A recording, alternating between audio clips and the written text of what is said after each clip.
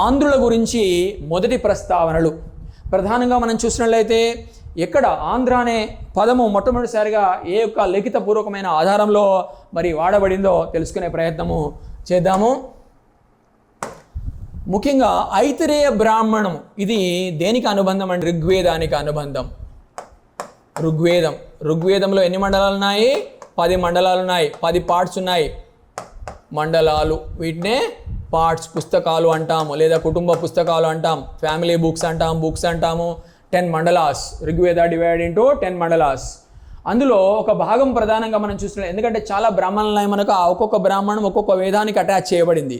ఉపనిషత్తులు కూడా వేదాలకు అటాచ్ చేయబడ్డాయి. ఋగ్వేదానికి సంబంధించినటువంటి ఐతరేయ బ్రాహ్మణం అనే పార్టీలో ఆంధ్ర పద ప్రస్తావన ఉంది. అంటే ఋగ్వేద సమయం నాటికి ఆంధ్రుల యొక్క ఉనికి ఉంది అని మనం చెప్పాలి. అంటే తెలుగు వారి యొక్క ఉనికి ఉంది.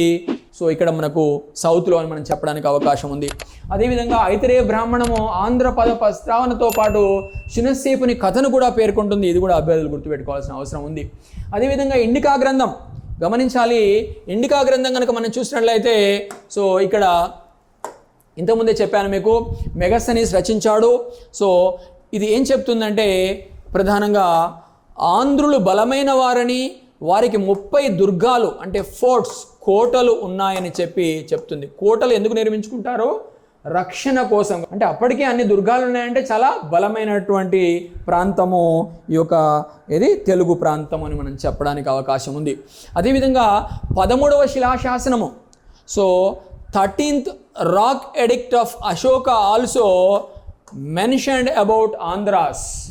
అశోకుని యొక్క 13వ శిలాశాసనం మరి ఆంధ్రుల గురించి ప్రస్తావించింది మనం చెప్పవచ్చు. అంటే అశోకుని కాలం నాటికే ఆంధ్రులు ఉన్నారంటే, ఎందుకంటే అశోకునికి సంబంధించిన శాసనాలు తెలుగు ప్రాంతంలో బయటపడ్డాయి.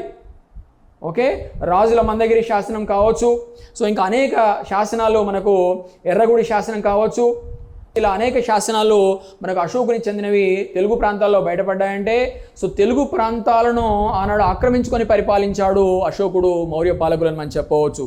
అంటే Telugu speaking areas were continued as part and parcel of Mauryan empire, in particular Ashokan empire అని మనం ఇంటర్ప్రిట్ చేసుకోవచ్చు. ప్రొఫైల్ పిక్ కింద మీకు లెఫ్ట్ సైడ్ కింద శాతవాహన సామ్రాజ్యం ఫుల్ వీడియో అని కనిపిస్తుంది కదా, దానిపైన క్లిక్ చేసి వీడియో మొత్తం చూడండి.